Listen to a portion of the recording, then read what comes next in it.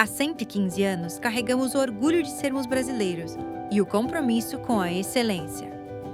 Nas grandes celebrações e também nos momentos mais simples, porque entendemos que cada instante merece ser vivida. Seguimos honrando nossa tradição, inovando com propósito e levando qualidade em cada garrafa. Salton, 115 anos.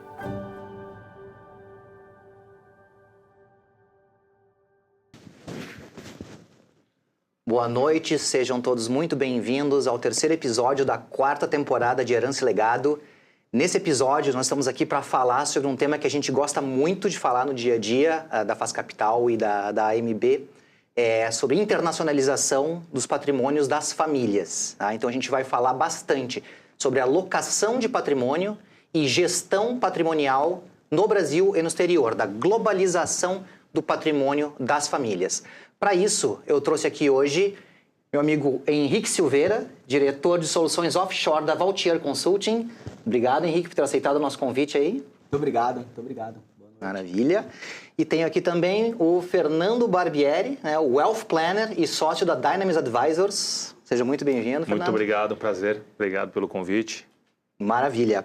Pessoal, vamos falar um pouquinho primeiro assim da situação do patrimônio brasileiro, do brasileiro de alto patrimônio, tá? Quando a gente vê numa perspectiva global, né? A gente tem aquele conceito muito comum no nosso meio chamado home bias, né? Que é a tendência de uma pessoa de ter o patrimônio na sua localidade simplesmente porque ela nasceu naquele lugar. Não é uma escolha consciente, dizer, aqui é o melhor para eu investir, para eu deixar meu patrimônio. Não, eu nasci aqui, eu deixo meu patrimônio aqui. É natural, é humano isso, né? Só que isso nem sempre é a parte mais inteligente da gestão patrimonial, porque eu diria que quase sempre tem uma opção melhor para fazer a gestão do teu patrimônio do que o local onde tu está fisicamente, correto? Então, assim, nos últimos 10 anos, né, o brasileiro começou gradualmente a se destacar um pouquinho desse home bias, né? A se internacionalizar um pouquinho mais. Ainda é um pouco incipiente, mas a gente está cada vez mais global. Tá? Por que isso aconteceu? Tá? Por que isso está acontecendo? E como que vocês enxergam esse movimento do brasileiro de procurar uma internacionalização do seu patrimônio para se proteger e para estruturar a sua vida familiar? Barbieri, vou começar contigo. Bom, obrigado novamente pelo convite.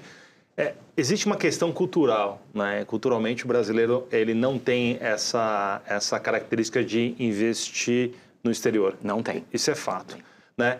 E aí começou a mudar um pouquinho após 2015, né? Com a repatriação. Então, antigamente ter dinheiro fora, né? Tinha um preconceito. Então, depois da repatriação, a gente viu um movimento muito grande de brasileiros efetivamente alocando patrimônio fora do país, né? E é vital fazer isso, porque o Brasil, historicamente, é um país de crise. E quando você pensa em um país que vive crises, planos econômicos, tudo, não faz muito sentido deixar o patrimônio no teu país, né? Mas culturalmente a gente é assim. Às vezes não tem uma explicação, porque é cultural, né? Você vê o argentino tem mais de 70% do capital fora, está do nosso lado, e por que o brasileiro tem menos de 2% fora? Tem tanta fora? crise quanto nós, ou mais, né? Pois é. Então, assim, tem um fator, primeiro, cultural, né? A gente não está acostumado, a gente tem, claro, os ativos brasileiros que têm um rendimento, é uma discussão que eu vou deixar para o Henrique do CDI, né? De outras coisas, mas quando você põe um ativo do exterior, do lado dos ativos do Brasil, os ativos estrangeiros valorizaram muito mais do que no país. Mas eu tendo a pensar, não tendo a pensar só, mas eu afirmo que a gente tem isso enraizado culturalmente, né? Isso tem mudado nesses últimos 10 anos, né? Vou deixar um pouquinho para o Henrique falar um pouquinho também do tema. Muito obrigado, Barbieri. Obrigado, Carlos. Eu acho que um ponto em que a gente começa essa discussão é pensando como as famílias hoje planejam o seu patrimônio, né? Então, acho que o primeiro ponto é a manutenção do poder de compra. Então, eu acredito que isso é um ponto primordial quando eu estou pensando no meu patrimônio como um todo. Um segundo ponto também é a diversificação, né? Mas a gente tem a diversificação geográfica, que é, de fato, eu pegar parte do meu patrimônio e dolarizar no exterior, de fato, né? E não só a diversificação pegando ativos que estejam, sei lá, seguindo ETFs de mercados lá de fora, mas o meu recurso em reais. Pensando nisso, diariamente, quando a gente acorda consumindo em dólar. Desde o momento que a gente vai tomar banho, desde o momento que a gente utiliza uma rede social, são companhias americanas, o pãozinho francês, né, que está na nossa mesa aí todos os dias, tem a matéria-prima que é dolarizada. Então, o dólar, ele está na nossa vida diariamente. Então, quando a gente fala de internacionalizar recursos, a gente tem que não só pensar em como que a gente vai fazer isso, mas a melhor maneira que eu vou fazer isso. Porque, pegando esse ponto, a gente está indo para um ambiente diferente das regras locais aqui do Brasil e tendo a nossa referência como residente fiscal no Brasil, nós precisamos sempre estar atentos às regulações do ambiente em que está o nosso recurso e do ambiente fiscal em que está a minha situação econômica financeira hoje, onde está o meu CPF, né, hoje, para poder ter uma discussão inicial de qual a melhor maneira para fazer isso e como que eu posso também trazer segurança para a nossa família. Então, a gente entende que é de extrema importância para a manutenção do poder de compra ter recursos dolarizados, mas como que nós vamos fazer isso da melhor maneira possível? Tá bom. Esse é um ponto muito importante, porque na lógica de proteger o patrimônio, levando esse patrimônio para fora, diversificar, não faz sentido você deixar isso protegido estruturalmente fora. E acho que esse é o ponto que o Henrique está trazendo, né? Vamos diversificar, vamos dolarizar, né? Vamos colocar o patrimônio fora, mas vamos colocar a que custo? Como desorganizado não faz sentido, então a gente deixa o patrimônio aqui. Então, uma vez que a gente vai levar o patrimônio para fora, aí a gente vai ter alguns instrumentos que são essenciais para organizar a sucessão, organizar as questões tributárias, porque a gente tem uma lei hoje que é muito interessante. É uma lei que traz imposto, ninguém gosta, mas já havia imposto antes, mas é uma lei interessante no sentido que ela regula de forma mais inteligente todo mundo, né? Questões de balanço, enfim, a gente vai tratar durante a conversa aqui, né? Mas eu acho que esse ponto que o Henrique traz é de suma importância, levar o ativo para fora e como proteger esse ativo. Tá. Então, assim, eu acho que quem está nos assistindo hoje já está um pouquinho mais versado sobre os riscos de manter o recurso aqui no Brasil, mas a gente pode falar ainda um pouquinho disso, sobre quais são os riscos de manter o patrimônio aqui. Porque, assim, se coloca no lugar de quem está se considerando estruturalmente sólido. Eu estou com meu dinheiro em grandes bancos, né, quase inquebráveis, tesouro direto pagando valores absurdamente altos, acima da inflação. Então, assim, dá a impressão de que a pessoa está com alguma estruturação bem protegida. Então, eu gostaria que vocês mencionassem um pouco dos riscos de se manter o patrimônio aqui. E também já puxando para isso que tu trouxeste, Barbieri, que é os riscos também de a gente começar a fazer uma internacionalização errada, ou fazer com com falta de estrutura, tá? Então, acho que, Henrique, podemos começar contigo, tá? Os riscos de manter o recurso no Brasil, já passamos para o Barbieri para falar dos riscos de internacionalizar sem uma estrutura inteligente. Certo. Aqui no Brasil, a gente consegue observar, né, uma insegurança jurídica muito grande, né? Vou pegar o ponto do empresário, em que tem uma fábrica, né, tem ali os seus funcionários CLT, e esse empresário tem um patrimônio relevante, vem poupando bastante ali na sua pessoa física, vem se organizando com estruturas, com holding, né, e simplesmente esse cara vem numa situação diferente, entrou uma reforma tributária, prejudicou ele em alguns pontos dentro da sua fábrica, e ele não vai muito bem das pernas financeiramente, né, por um período, e acaba tendo que fechar o seu negócio, e ele já tem automaticamente um passivo dentro do seu negócio, que são as possíveis dívidas trabalhistas que ele possa vir a ter. Pode ter deixado de pagar algum imposto, pode tomar algum processo trabalhista, e automaticamente, mesmo ele tendo uma estrutura que era para ter essa proteção maior de holding aqui no Brasil, né, tomando e um juiz apertando um botão, mesmo de primeira instância trabalhista, automaticamente vai ser perseguida essas contas da empresa, vão ver que não tem nenhum recurso e automaticamente vão para os donos dessa empresa. Então, se esse empresário, né, achando que somente uma única estrutura localmente aqui no Brasil fosse vir a trazer uma proteção efetiva do seu patrimônio, ele vai pagar com o patrimônio que ele construiu durante anos e décadas ou até mesmo de gerações e vai pagar diretamente na sua pessoa física com uma única apertada de botão.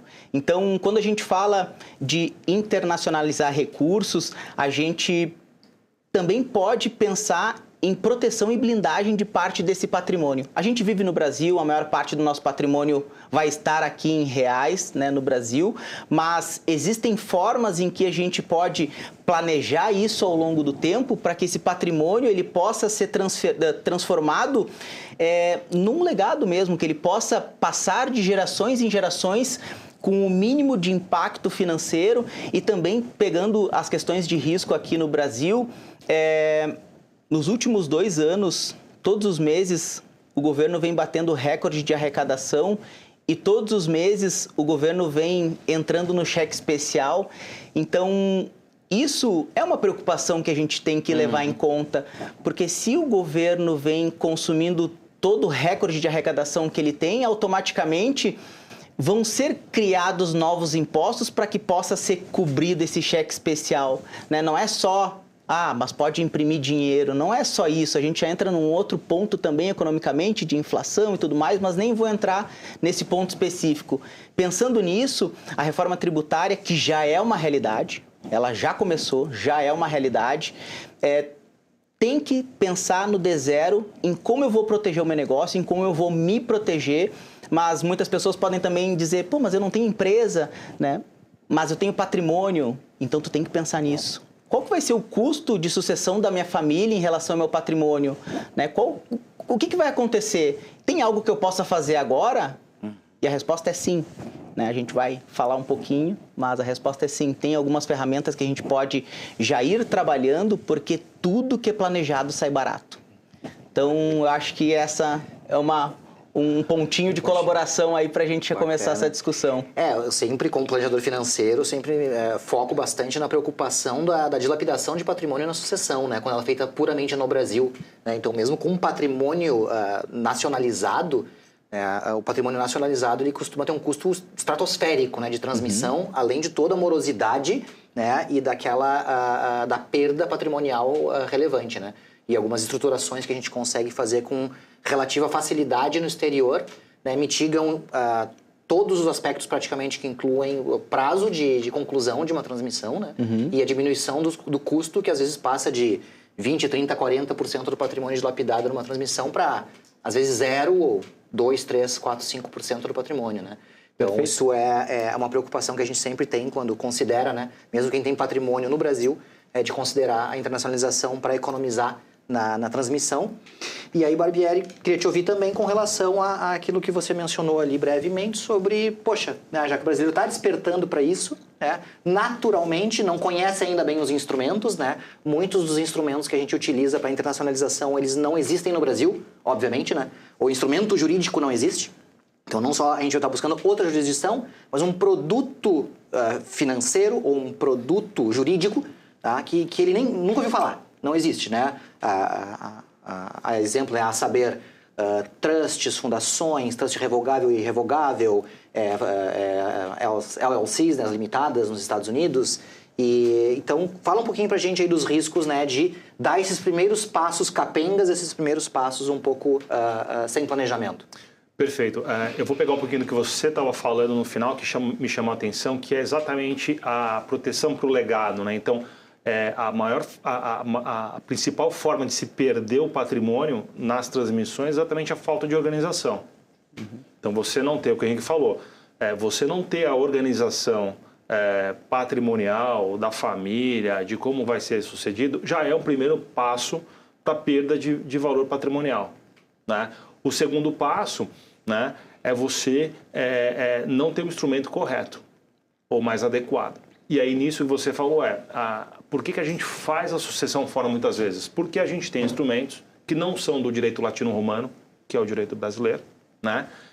E sim do direito saxão, do common law britânico, né? Então, a gente leva a sucessão para fora do país, então os ativos estão fora, essa sucessão é feita aonde esses ativos estão, então em um território, geralmente, em que você tenha o common law, a lei britânica, como égide, então Bahamas, BVI, né, os territórios britânicos que vão estar sobre essa égide do common law britânico. E aí a gente vai poder estruturar com um trust, por exemplo, revogável, no qual a gente está bem acostumado de fazer, que a gente vai poder ali descrever como que vai ser feita essa sucessão, sem que qualquer código ou qualquer lei me diga o que eu tenho que deixar, como deixar ou de que forma eu tenho que fazer isso. A lei vai ser do jeito que a família quer, Exatamente. não que a lei exige. Minha vontade é o senhor, né, daquele ato. Perfeito. Então a gente faz um instrumento de vontade, que juridicamente assim a gente pode definir, que é um trust. E nesse caso a gente faz um trust revogável. Por quê? Porque ele tem uma característica interessantíssima, que é o próprio settler, que é aquele que está instituindo o trust. Né? Aquele que está montei uma companhia em Bahamas, por exemplo. Né? E aí eu vou passar aquelas ações da minha pessoa para esse trust, para esse instrumento. Né? O trust não tem personalidade jurídica, não é uma empresa. Ele é um conjunto de vontades, em que eu vou ter 3, 4 figuras ali, que é essa pessoa que eu estou dizendo que institui o trust, que é o settler. Depois eu vou ter o trustee, que nesse caso é a própria pessoa. Então essa é a característica mais interessante do trust revogável, porque eu não passo para um terceiro a administração dos meus ativos ou a administração dessa companhia ou desse trust. Eu mesmo permaneço com isso. Que essa é a grande confusão. Fiz até uma reunião hoje, aí o advogado disse, não doutor, mas o meu cliente não vai ter a administração dos ativos, vai perder. Ele falou, não, pelo contrário, o que você está me dizendo é um trust irrevogável, coisa que a gente não faz, que era muito comum no passado, mas a gente faz esse trust revogável, que meramente é um instrumento, como eu já disse, né, de expressão da vontade na falta dessa pessoa, que é o settler que instituiu, e do trustee, que é essa mesma pessoa que administra. E ali eu vou ter a terceira figura, que são os beneficiários. E ali eu vou dizer quem que é o beneficiário, quando que ele vai receber um ativo. Né? Tem um cliente do Henrique, por exemplo, que tem um filho especial. Por esse instrumento, a gente pode ali organizar a sucessão da pessoa, do pai dessa pessoa especial, dizendo, olha, na minha falta, esses ativos, eles são dessa pessoa especial. Mas como ela é especial, ela não tem capacidade para fazer a gestão dos ativos. Então, eu nomeio o Henrique para ser o protector ou o trustee substituto. Então, o Henrique tem a função de zelar por esse ativo. E aí, os frutos do ativo, eles vão ser disponibilizados para a manutenção dessa pessoa especial até que ela venha a faltar. E na falta dela, vai-se para a linha sucessória, vai-se para os sobrinhos, né? Então, existem instrumentos muito eficientes. Isso não é tese. A gente sempre fala para o cliente, isso não é uma tese. Isso é um fato, isso acontece. Né? Que é novo para o brasileiro, mas brasileiro, que nessas jurisdições de common law britânica já... É centenário, né? Centenário, que é 400 anos já que se tem. Ele é oriundo das cruzadas. Então, estão dizendo lá, né? Os cruzados usavam, né? O trust porque iam para as cruzadas e deixavam as terras, né? E diziam para o trustee, que era alguém da confiança, olha, se eu não voltar da guerra, essa terra aqui é da minha esposa, ou da igreja, que era muito comum. Então, tem esse instrumento. Infelizmente, no direito latino-romano, que é o nosso, a gente não tem esse instrumento. Vai haver uma alteração no Código Civil, que a gente aí não sabe o que vem, que possivelmente flexibiliza ou tenta trazer um regramento mais flexível nas questões sucessórias. Vai ser interessante, mas não tem. Mas o interessante é que a gente tem um instrumento, basta fazer o quê? Pegar o ativo que está aqui, levar para fora e eu fazer a sucessão. Eu quero entrar nisso agora, então, que isso é muito importante, tá? Por quê? Olha só, o brasileiro agora que despertou mais para essa internacionalização, está fazendo isso como? Abrindo conta corrente nos Estados Unidos, ou uma conta dolarizada em um banco digital, comprando imóveis na sua pessoa física, né, no seu registro brasileiro, em Portugal, na Inglaterra, Miami, Nova York. Orlando é um ambiente que o pessoal gosta bastante. Né? Então, assim, isso é um risco absurdo que a gente está gerando para a própria família, né? Primeiro para o patrimônio, depois para a sucessão da família. Então, eu gostaria que vocês me explicassem, tanto dos investimentos, das contas correntes, né, e dos investimentos lá fora, os riscos de se fazer isso fora de uma estrutura ou de trust, ou de PIC, né, uma Private Investment Company, ou até às vezes de uma LLC, dependendo da estrutura que a gente for escolher para qual ativo a gente está gerenciando, quais os riscos, tá, de ter dinheiro e imóveis ou até embarcações e aeronaves lá fora sem essas estruturas inteligentes, tá?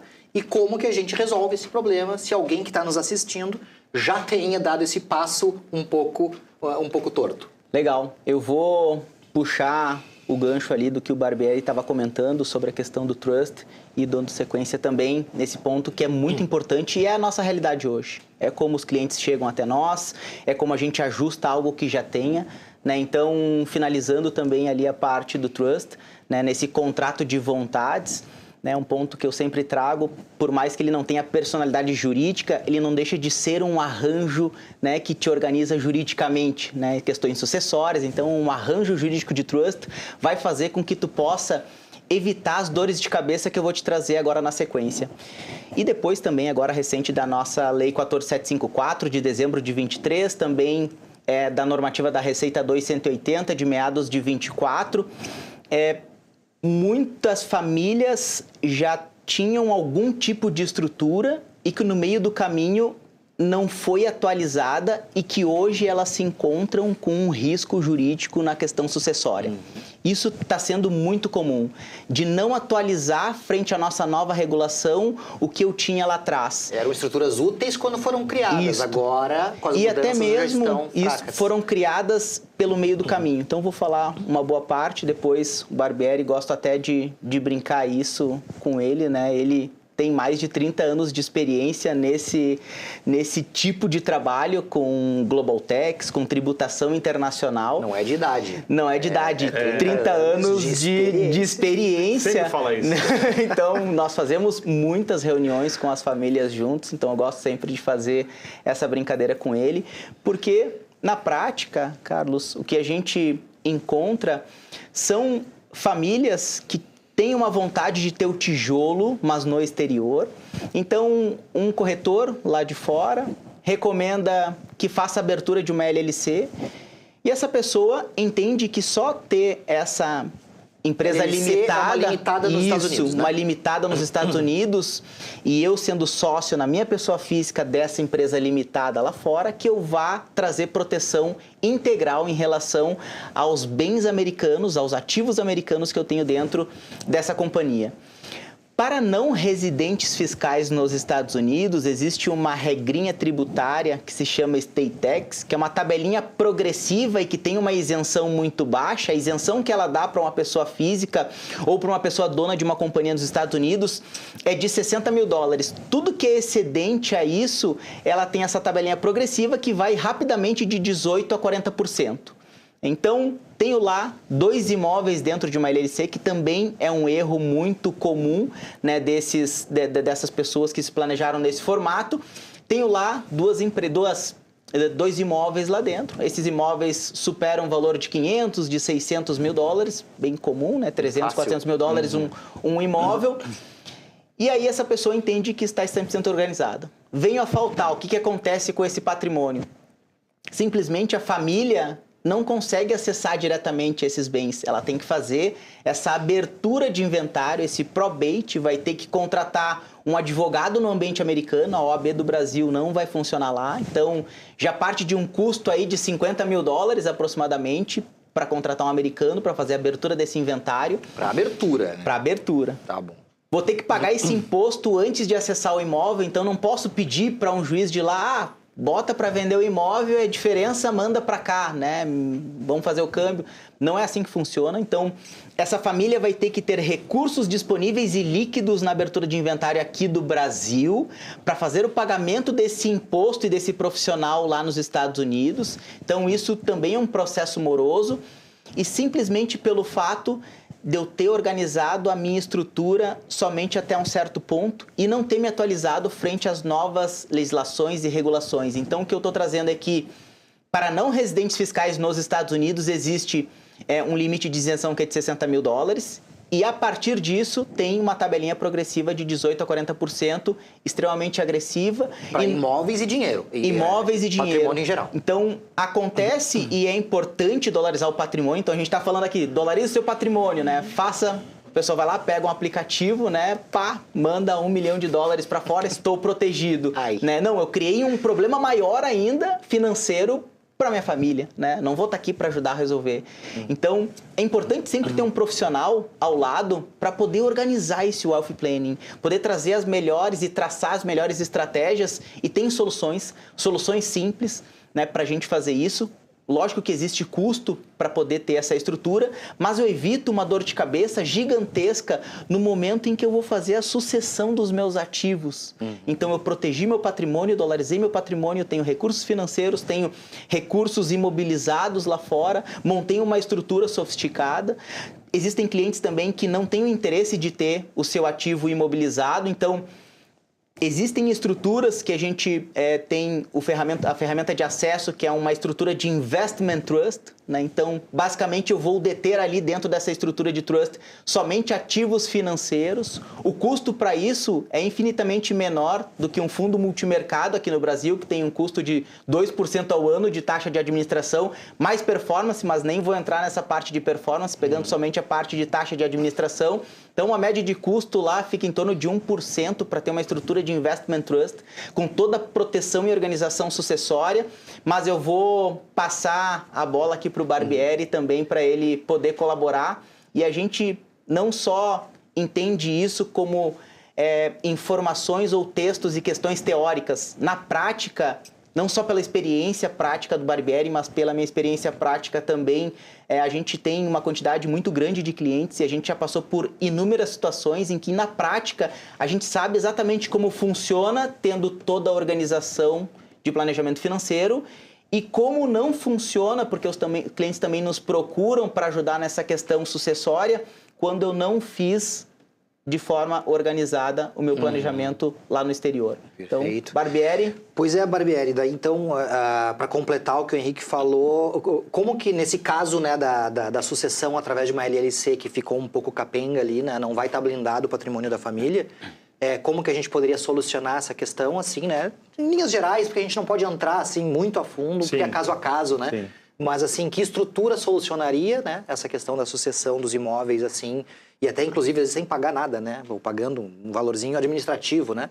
Para fazer essa transmissão de patrimônios de milhões de dólares.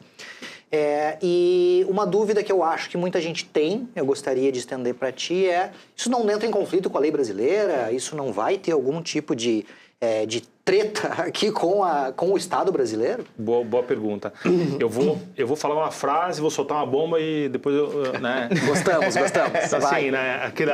Aquela pro corte, né? Quem ama, cuida, não é? É isso aí. Não é assim? Então, o que eu vejo muitas vezes a pessoa não quer gastar ou tem uma má informação e faz com que esse patrimônio, que poderia ser um patrimônio que vai ajudar, por exemplo, numa sucessão, você que falou, bom, a pessoa vem a faltar no Brasil, tem que abrir inventário no Brasil, pagar advogado, pagar ITCMD. Se eu tenho um recurso fora que está disponível para me ajudar a pagar esse inventário aqui, essa sucessão no Brasil, pô, não seria interessante ter isso organizado? Só que geralmente quando está desorganizado aqui, está desorganizado lá. E eu já vi isso na prática. E aí o grande problema é quando a família efetivamente precisa. E é uma tragédia. Então não deixe os ativos no exterior desprotegidos. Aí entra na tua pergunta. Qual é a lógica que o Henrique falou? Quando eu tenho qualquer ativo de raiz americana em que eu exceda $60 mil como estrangeiro ou como não residente fiscal, eu vou ter esse imposto, que o Henrique falou, que é o State Tax, que é o imposto federal de sucessão. Existem alguns ativos que não têm esse imposto, como bons e tesouro. Mas a gente depois vai falar um pouquinho de alguns casos, né, que aconteceram. O Henrique falou muito bem, né? Pela experiência, a gente já viu acontecer muitas vezes. Então, tudo que a gente está falando aqui não é tese de Instagram, não. É o que acontece há décadas. Então, o que a gente planeja de uma forma que é feita há muito tempo, a gente sabe como que vai começar, sabe como vai terminar. É custoso? Não é custoso. Custoso é o que o Henrique falou, tem que abrir inventário, $50 mil. Quanto que leva um inventário para ficar pronto no exterior? No mínimo 3 anos. Esse teu ativo a partir de 2. A família vai ter que ter o dinheiro para pagar o imposto. Né? Não pode tirar daquele investimento que está guardado. Ele vai ter que pegar um dinheiro que ele vai ter no Brasil, vai ter que vender alguma coisa para pagar um advogado, para pagar o imposto. Como que paga o imposto nos Estados Unidos? Sabe como que é? Cheque, pessoal. Cheque assinado a próprio punho. Uma lâmina. Cheque. Tem que abrir uma conta corrente, mandar o dinheiro daqui para uma conta lá, fazer um cheque e mandar para o governo americano. Depois de algum tempo, que você não sabe quanto, vai estar tudo resolvido. Né? Então, qual é a estrutura mais usual? Né? A gente abrir uma companhia fora dos Estados Unidos, por isso que se chama offshore, porque não está onshore. E esta companhia pode ser em qualquer lugar do mundo, né?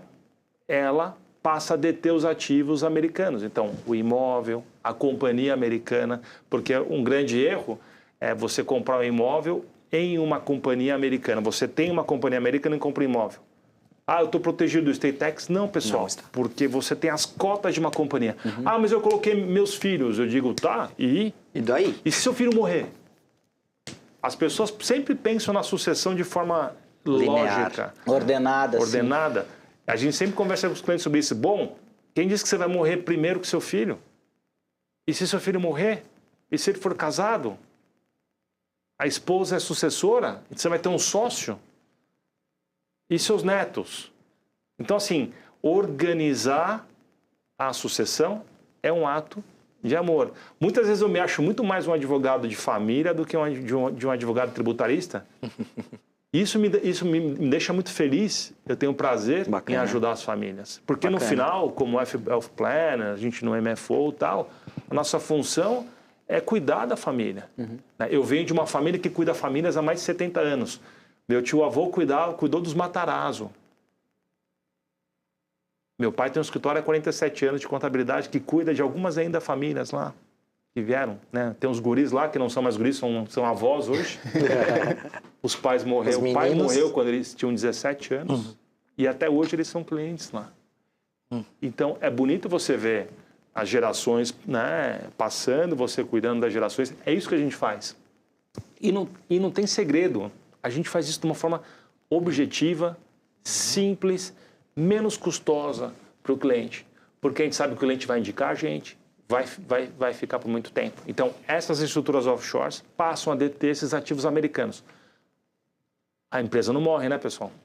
A PJ americana segue viva para sempre. A PJ que está fora dos Estados Unidos, offshore. Isso. E geralmente a gente vai abrir onde? Em Bahamas, BVI, em uma jurisdição britânica. Lembra que eu comecei a falar? Por quê? Por conta da legislação, por conta que não tem imposto sobre esses rendimentos. Aí já pega o gancho na tua outra pergunta. Bom, e na legislação brasileira, tem algum problema? Não. Você declara essa companhia que você tem, vai declarar os ativos que você integralizou nela e pagar imposto via balanço, se for uma opção opaca, né? Na tributação. Se eu optar por declarar minha companhia de forma opaca, ou seja, eu vou declarar o patrimônio que ela tem perante a Receita Federal e todo o imposto de renda que eu tiver, eu vou fazer o balanço patrimonial dessa empresa, calcular o resultado, o lucro líquido, aplicar 15%. É fácil, pessoal.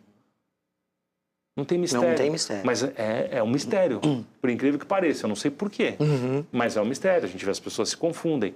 Não é porque tem, óbvio, a gente entende, tem medo, culturalmente não estão acostumadas. Ela vai ligar lá o caso, tem um dinheiro fora, a Receita Federal... Fernando, a Receita Federal vai me fiscalizar se eu tenho um offshore, eu vou entrar na malha fina automaticamente? Não. Liga patrimônio como qualquer outro. Qualquer outro. Você está declarado, está no Banco Central, fez o câmbio direitinho, pagou o imposto desse dinheiro que mandou para fora, a gente tem um atualiza todos os anos no IRPJ? Então, né, Henrique? A gente não tem segredo no que a gente faz, não tem complexidade alguma. Hoje fazer um câmbio, liga lá na FAS, pro Henrique, eu quero mandar 100 mil dólares. Manda. Não é? É simples, é simples. Né? Fala, de repente, um pouquinho da operação, como que é personalizar essas até questões. um ponto importante, assim, né? Que também, quando a gente está num ambiente diferente do nosso ambiente, a gente tem que cuidar com o jeitinho brasileiro, né? Então, a gente já conversou com famílias com muito patrimônio financeiro em contas bancárias e que simplesmente o gerente de contas dessa conta americana simplesmente comenta assim para o seu cliente, né? Não faz essa estrutura, não gasta com isso.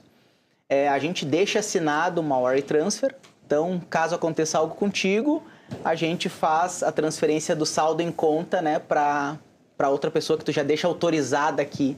Isso é fraude, pessoal, isso é fraude nos Estados Unidos e é crime, não tem para onde fugir, né? E um outro ponto também que muitas vezes a gente acaba enfrentando beleza, então eu quero ter o meu dinheiro dolarizado, eu quero ter um recurso acima de $60 mil, eu não quero ter uma estrutura, seja de investment trust, seja uma PIC, eu quero somente ter ativos e recursos em ETFs irlandeses, em outros ambientes financeiros. Então, eu vou dolarizar o meu patrimônio, vou acessar a maior economia do mundo, não vou acessar os ativos da maior economia do mundo, as oportunidades de empresas, de negócios que tem lá. Vou ficar preso em ETFs que vão seguir índices e tudo mais em outros ambientes para não ter o estate tax. Vou fazer uma ferramenta um pouco mais simples para evitar problemas futuros para os meus sucessores. Na verdade, tu tá seguindo trazendo um problema para os teus sucessores, porque automaticamente, na hora que tu venha faltar, pode ser que no meio do caminho tenha vencido um bonde. Pode ser que no meio do caminho tu comprou uma ou duas ações no exterior porque sobrou um saldo, tô bem de saúde, não vai acontecer nada comigo. Então, automaticamente, a Receita Americana, ela vai, antes de qualquer coisa, congelar essa conta, né? Então, a pessoa não vai ter acesso ao seu recurso financeiro também. Vai ser feito um pente fino para avaliar os ativos que tem nessa conta, para realmente se tem ativos americanos ou não. E isso pode levar 2 anos, pode levar 6 meses, 1 ano e meio. Pode ser que eu tenha que acionar um advogado lá, então já parte de um custo de $50 mil. Então, se eu economizei recursos e estou com um volume financeiro acima de $60 mil, é o momento de eu colocar a mão na consciência em pensar numa estrutura que vai me trazer eficiência e que eu não tenha que ficar fugindo ou dando jeitinho para evitar impostos ou tributação. Então, isso é muito importante e puxando também ali um desafio que o Barbieri trouxe, hoje fazer remessa de recursos no exterior é muito simples, né? Tendo meu imposto de renda bem organizado, com a origem dos meus recursos, porque isso é sempre muito bem avaliado em termos de compliance, sempre tem uma lupa, né, para brasileiros. Então, tendo as minhas informações declaradas, meu patrimônio declarado, tudo bonitinho no meu imposto de renda, facilmente eu vou ter um limite de câmbio. Então, facilmente eu também vou ter uma facilidade para investimentos financeiros no exterior, de um IOF um pouco mais baixo. Então, ao invés de ter um IOF de 13,5, eu passo para um IOF de 1,10 para enviar esse recurso para fora para investimentos. Então, já tenho um benefício aí.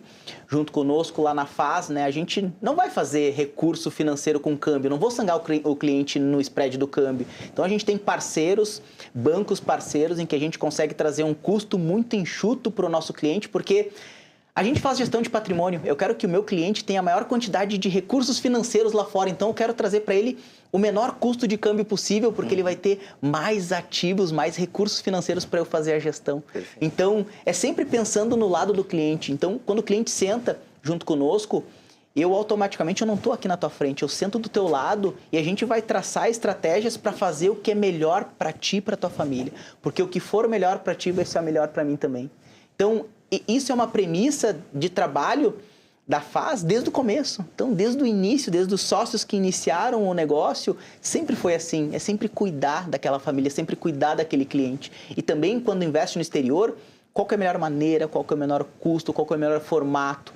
Então, aqui também a gente está falando, parece que o cliente, para chegar até nós, tem que ter um volume financeiro muito grande, né? Mas toda pessoa que consegue ter uma recorrência financeira em poupar, esse cara a gente já pode ir construindo ao longo do tempo uma dolarização de patrimônio.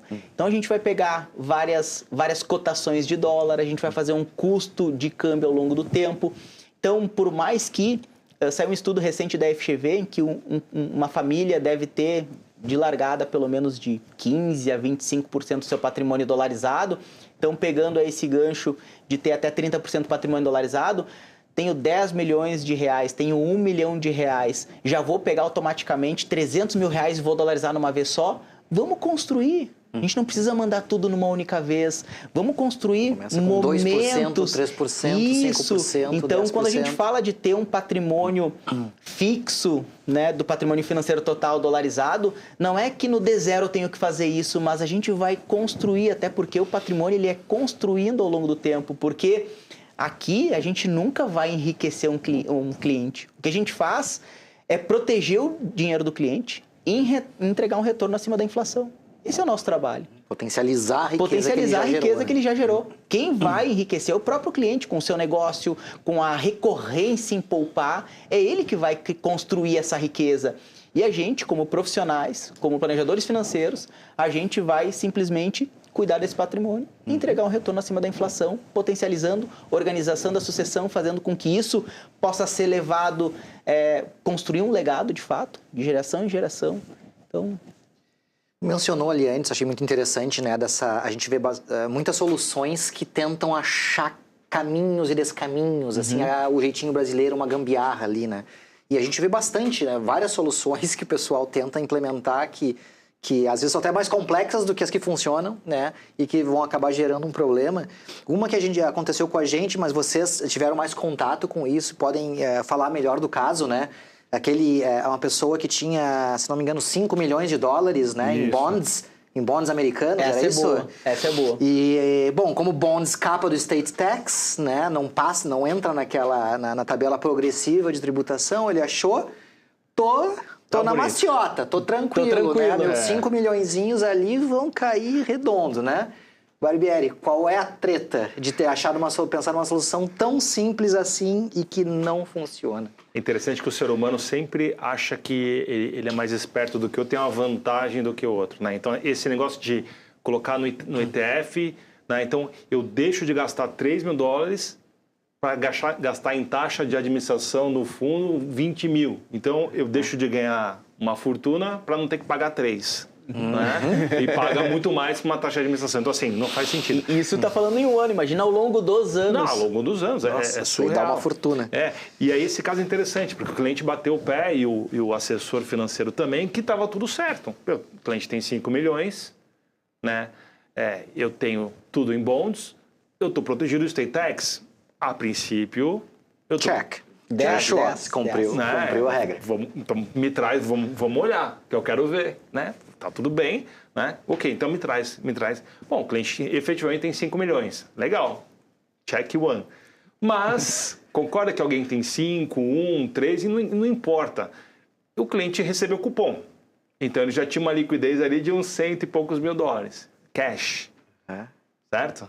Então, já não tinha... é a renda do bond que foi pago em dinheiro na conta corrente dele. Os juros pagos. Estava em cash. O juro pago em dinheiro. Né?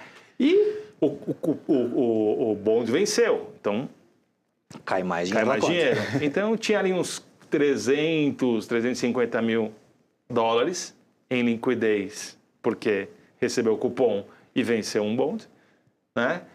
E o resto estava em bonds mesmo, em ativo. Bom, o que vai acontecer? Bom, vai ter imposto sobre tudo? Não, mas vai ter sobre aquela liquidez que está ali.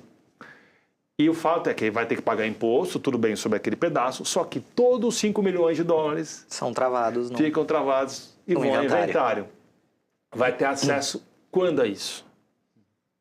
É o que você falou, pode demorar 6, 6 não vai demorar, né? 6 é curtíssimo, 6 prazo, é quando tiver transfer on D0. death, alguma coisa assim, mas no mínimo 2, 3 anos, um fato, cara, acontece. O cliente morre e tem filhos menores no Brasil. Inventário judicial. Inventário judicial no Brasil. Pode demorar 3, 4, 5, 6 anos. eu só vou efetivamente começar o outro inventário na outra jurisdição porque o juiz da outra jurisdição fala assim, eu quero ver o inventário do Brasil. do domicílio. Ah, meu Deus. Pode acontecer.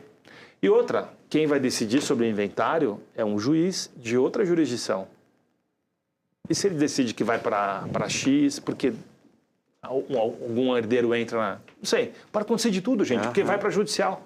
Se eu tenho um trust... Sem contar que isso vai custar 2 milhões de dólares de imposto, né? Ah, não, perdão. de o imposto é sobre os 300, menor, né? Tá certo. Mas, não, mas assim, confundi aqui. o impacto é gigante. Sim, mas os 5 milhões ficam travados até a família destravar. E aí Já fica na alíquota de 34% os 300. É uma progressão gigante, né? Então, assim, você tem esse risco, né? Então, assim, não vale a pena. Não vale a pena. Tá bem. A gente tangenciou várias vezes uma palavra que vocês comentaram ali, para quem não reside nos Estados Unidos, não é domiciliado fiscal. Desculpa, deixa eu só te interromper um minutinho. Claro. A questão da velocidade do investment trust e do trust revogável, que isso é importantíssimo. Beleza. Porque a gente falou da tragédia, demorar 3, 4, 5 anos. Do outro lado, se eu tenho uma estrutura que eu gastei um pouco, que é muito pouco, mas eu fiz a estrutura, fiz o trust, eu resolvo isso em dias. Eu não estou falando em semanas. Dias. Porque é uma execução automática. Eu preciso da certidão de óbito, ponto. Nem juramentado eu preciso. Só certidão de óbito, simples, bem digitalizada, colorida, digitalizada, colorida, essa é uma premissa. E, de novo, não é tese. O dia a dia. Não é tese. É o quê? Às vezes o Investment Trust se paga em 5 dias, 4, 5 dias úteis. É só a liquidação dos ativos, então 5 dias úteis o recurso está disponível para os beneficiários que estão identificados ali. Offshore, e um trust revogável. O trust revogável, que é dono da offshore, se cancela-se o trust, emite-se as ações da companhia em nome dos beneficiários. É burocrático, é o tempo da jurisdição emitir um novo Register of Members, porque cancela-se as ações. Não dá 2 semanas. Eu digo que não vai acontecer de novo, mas já aconteceu em 3 dias. Nossa. Mas eu digo para o cliente, se demorar um mês, é excelente.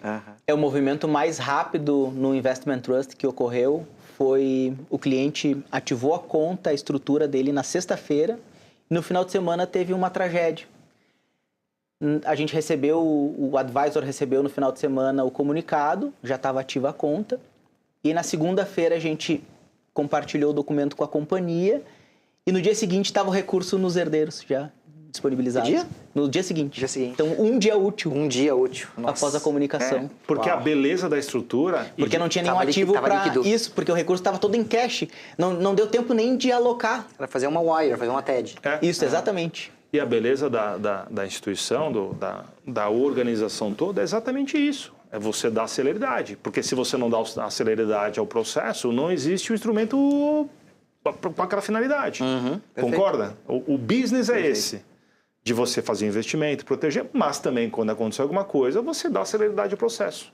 Né? Concorda? Por isso que existe. Tem tanta gente que faz. Eu digo assim, por que os outros fazem?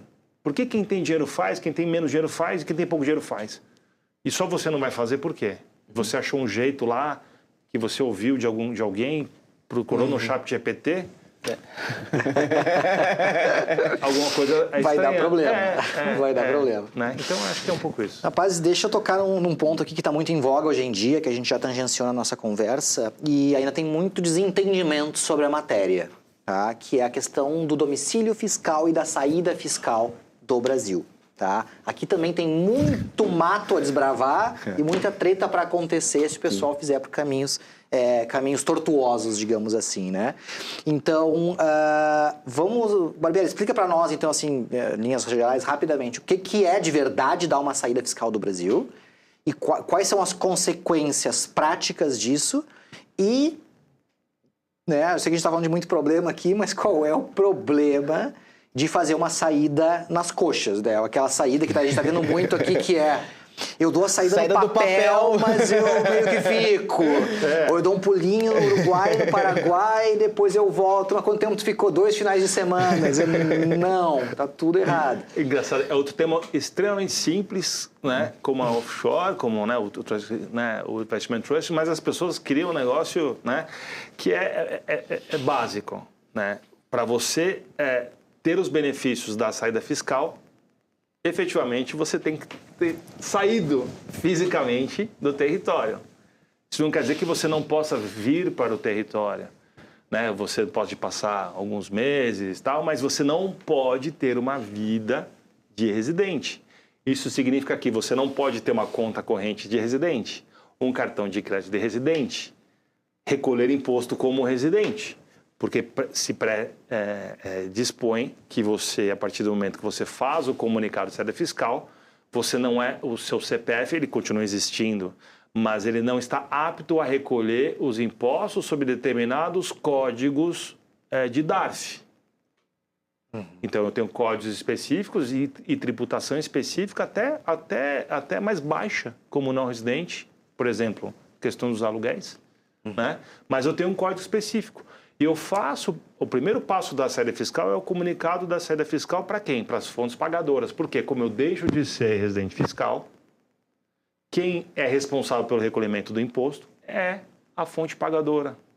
Então ela retém na fonte o imposto, tanto o banco, o inquilino ou quem for. Tá, então o não número 1 é não faça se você vai ficar no Brasil. Exatamente. Então, vou tirar a residência fiscal do Paraguai. Eu digo...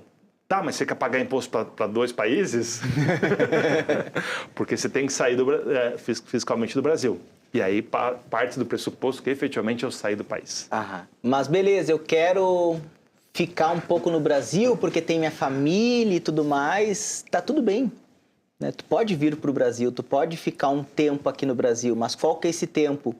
É menos de 6 meses. Então, vou ficar 2, 3, 4 meses, não vou ficar extrapolando para ficar até o limite aqui dentro do Brasil para ter que fazer o recolhimento de imposto nos dois ambientes. 184 dias? É uma coisa assim? A lei é interessante, né? Ela tem a parte objetiva que são 183 dias. 183. Mas ela é imperativa na questão subjetiva. Eu não posso ter ânimo de residente. O que é ânimo de residente? É um pouco subjetivo. Mas não é tão subjetivo assim, né? Eu tenho uma conta no banco, estou usando a conta, estou usando o cartão, tenho o carro, pago IPVA. Quer dizer, eu estou no país. Eu posso ficar até um mês. Mas se eu tiver um ânimo de residente, eu não cumpro os 183. Então tem que ter cuidado. Tem uma subjetividade da lei ali também. E já existe a atuação da Receita Federal em cima dessa subjetividade. Uau! Tem que tomar cuidado. Ó, tá? Segurança jurídica aí. Né? Então, assim, hoje é muito mais fácil. Você tem inteligência que reconhece facial. Eu vou tirar a residência fiscal no Paraguai, mas o cara passa pela fronteira e fica vivendo. Ele passa em 300 mil câmeras que vai reconhecer a cara dele. Já é o referenciamento de onde o cara anda. GPS, quer dizer, a Receita Federal, se quiser, ela vai no sistema lá da prefeitura, ele reconhece. Então, assim... Efetivamente primeiro, dar a saída fiscal. Depois, escolher um território onde você vai ser residente fiscal. Porque você vai ter que achar um lugar. Não dá para ser nômade, porque o banco vai querer onde você pode a residência. Se for para o Uruguai, tem as regras do Uruguai. Se tem no Paraguai, tem as regras do Paraguai. Outro ponto que a gente fala para o cliente, para você viver, por exemplo, no Uruguai ou no Paraguai, você tem que levar a tua vida para lá. Você vai levar a tua família? Quanto é o custo disso em relação ao que você vai economizar de imposto? Porque se você é um médico, como você vai ter que trabalhar no Paraguai ou no Uruguai? Não dá para você. Você vai trabalhar no Brasil? Vai trabalhar no hospital? Vai dar plantão? Ok, então vamos agora para quem que é, então? Qual é o perfil de pessoas que tu já fez isso centenas ou milhares de vezes, né? Qual é o perfil de família que te procura para fazer essa saída fiscal e a internacionalização do patrimônio? Efetivamente, famílias que têm um patrimônio relevante, já construído, especialmente fora do país. Porque concorda, se ele tem o patrimônio no país e a renda dele vem do país, qual é a economia que ele vai ter no imposto? Nenhuma. Agora, se ele tem um patrimônio fora, aí ele não precisa pagar 15% de imposto para o Brasil, ele não paga nada no outro país, né? Então ele tem toda uma estrutura de vida que comporta ele estar no outro país, né? E não faz sentido ele estar aqui, né? Eu tenho clientes que há muitos anos têm todo o patrimônio fora, mas ele fica pensando, pô, para que eu vou... Já fica parte do ano fora, tá? Então eu vou sair de vez. E aí organiza a sucessão de forma mais inteligente, porque ele não vai ter que pagar TCMD, pela nova regra só o que ele tiver no Brasil, mas geralmente essas pessoas têm 2, 3 imóveis, então não é nada relativo para eles, não tem mais nada no Brasil de volume. Então tem que se pensar muito bem. Hoje, cada vez mais famílias saem do Brasil para efetivamente viver mesmo fora. Então essas pessoas têm que fazer a saída fiscal, porque elas vão viver fora do país, vão ter uma vida, vão trabalhar, e aí é outra questão. Né? Tá bem, perfeito. E, Henrique, uma outra pergunta que vem bastante pra gente, né, no nosso dia a dia de trabalho é... Bom, dolarização a gente já adotou, né, esse termo, mas é só dólar? Não tem uma eurização, uma librização, uma franco-suicização também possível aí pra gente inventar mais neologismos aí? Não só dólar, mas assim, quem quer, principalmente esse movimento para Portugal, né, que a gente tem muito volume de brasileiro. Aconteceu bastante. Emigrando para lá, ou pelo menos tendo patrimônio lá. Funciona também, as soluções funcionam igual para euro, libra e franco suíço, iene? São 2 pontos, né? Hoje, a primeira resposta é sim, a gente atende clientes em outras moedas. Então, dólar, a principal. Euro, tem bastante. Libra, muito menos. Né? Mas a gente precisa estar atento também se esse cliente é residente fiscal na Europa, na zona do euro.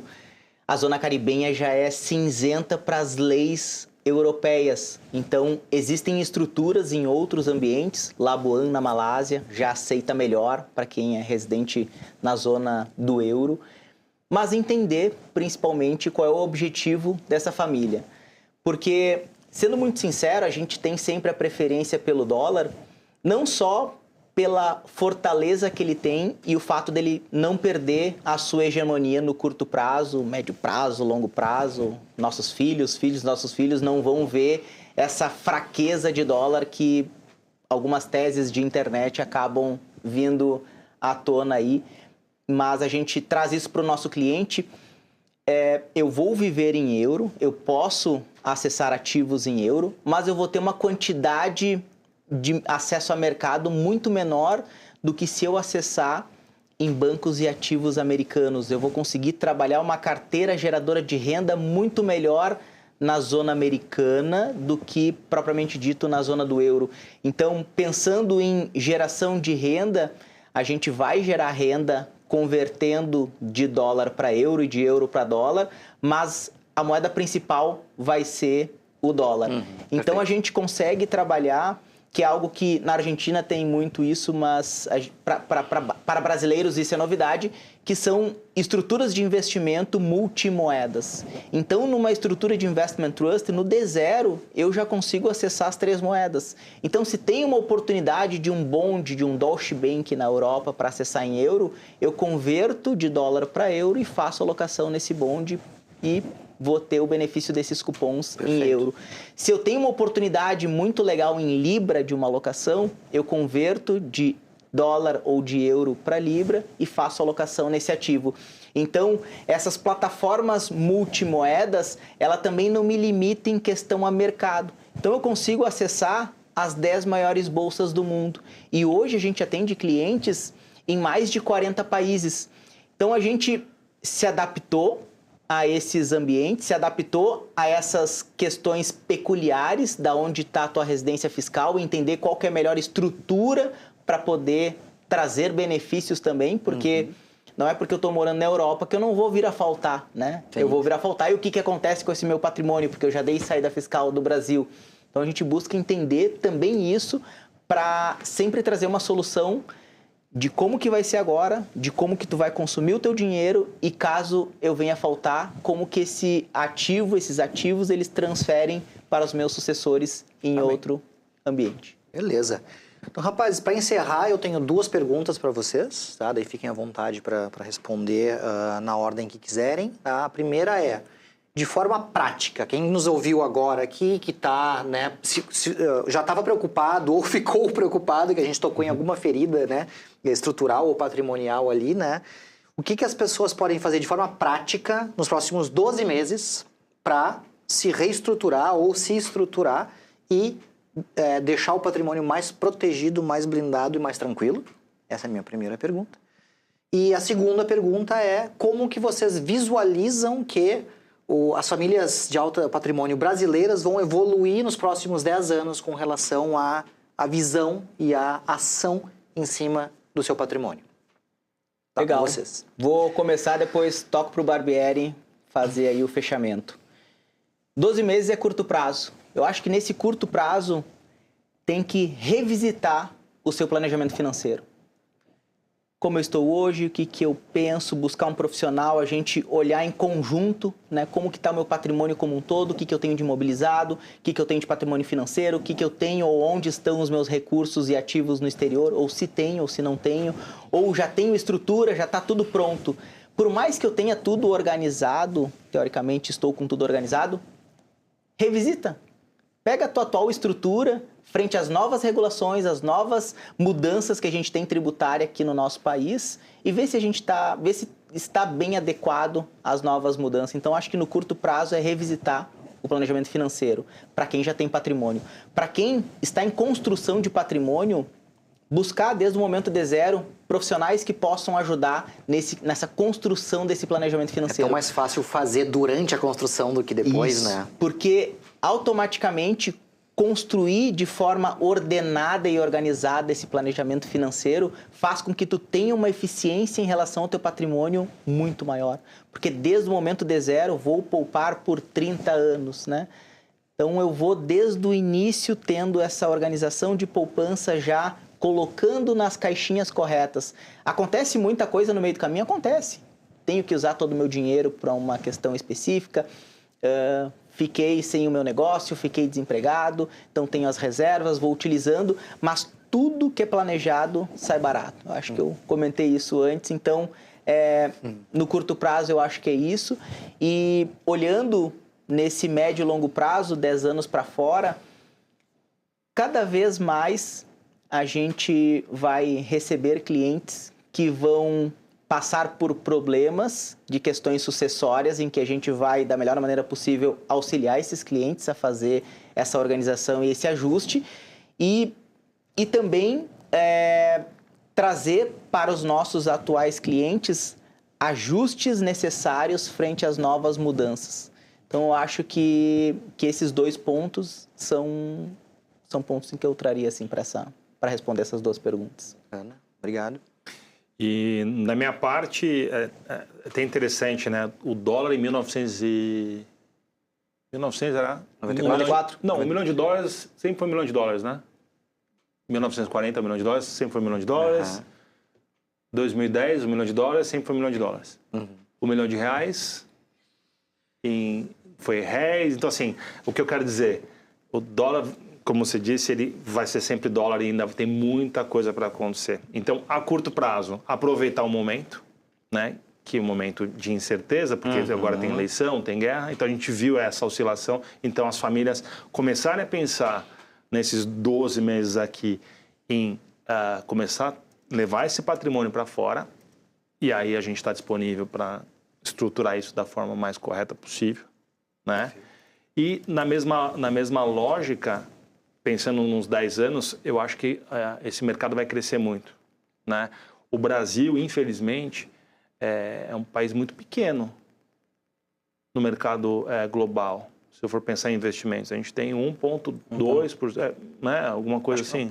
Na minha cabeça, acho que 1,6, 1,7, alguma coisa. Enfim, é menos de 2%. Menos de 2%. A gente poder acessar um ativo ou um mercado, que é o mercado americano, que tem a maior parte do patrimônio... 40%. Né? Uma empresa da Bolsa Americana é maior que a Bolsa Americana toda brasileira. Tem várias, assim. Então, pensar um pouco em levar esse patrimônio para fora, porque tem uma potencialização dos ativos. A gente já viu o dólar a 2,60, né? A 3,80. A gente tem os marcos do dólar. Todo mundo tem um marco do dólar. Daí, quando eu fui morar fora, era 2,65. Depois, um outro marco meu era 3,20. Aí, o outro marca 6,80. Nunca vou esquecer. 4,80. Nunca vou esquecer. O meu primeiro aporte no Investment Trust foi a 2,31. Pois eu é. lembro até hoje. Coisa boa. Então, eu sempre digo, o dólar está mais para 7 do que para 4. Se for pensar na lógica toda. Então, assim, a mensagem que eu digo é, tenham na consciência a habilidade de diversificar os ativos. Apesar do CDI ser essa coisa que encanta a gente, mas engana ao mesmo tempo, né? A gente está preparado para ajudar, né? Tem a Valtier, a FAS, para ajudar a administrar os ativos. Nós temos todas as plataformas para ajudar nas questões sucessórias, as questões tributárias. Nós fazemos todo o apoio, ou seja, tudo é feito em casa, in-house, one-stop shop, a gente cuida da companhia, a gente cuida da sucessão, cuida do Banco Central quando precisa fazer. Contábil tributário offshore. O Henrique é contador, eu sou contador também, então a gente tem umas conversas, então a gente faz... São os bons contadores de história também. Pois é, também. Provador. E, então a gente está preparado para isso. Então nos colocamos à disposição para exatamente tanto na questão de investimento como nas questões estruturais para ajudá-los. Né? E, assim, não tem volume. Pessoal, mas qual o valor? Não tem valor, pessoal. Precisa de ajuda, vamos a gente sentar, tá aqui, vamos conversar, vamos entender. Isso. Eu comecei com um aporte de $2.500 por ano. $200 por mês, né? Na época que eu era... Henrique, nós nos conhecemos dessa época, né? Eu era um mero professor de inglês na época e era capaz de fazer um investment trust e está aí até hoje, né? Crescendo. Verdade. E se preparando para estruturar, né? meu grande patrimônio no futuro. Então, não tem tamanho, né? Não tem tamanho. Do gigante até o pequeno do dia a dia ali dá para... Tem soluções, é isso? Verdade. Exatamente. Maravilha. Rapazes, muito obrigado. Obrigado, Henrique. Obrigado, Barbieri. Obrigado. Tá? Obrigado a você que está nos assistindo até agora. Encerramos aqui, então, o terceiro episódio do Herança e Legado deste ano. Se você não assistiu o primeiro e o segundo episódios, não percam lá. Falamos também sobre outros assuntos muito ricos, né? Como estruturação do patrimônio mais focada aqui no Brasil e também gestão de imóveis no episódio 2, tá? Gestão de patrimônios imobiliários, não perca. E muito obrigado mais uma vez. Até a próxima.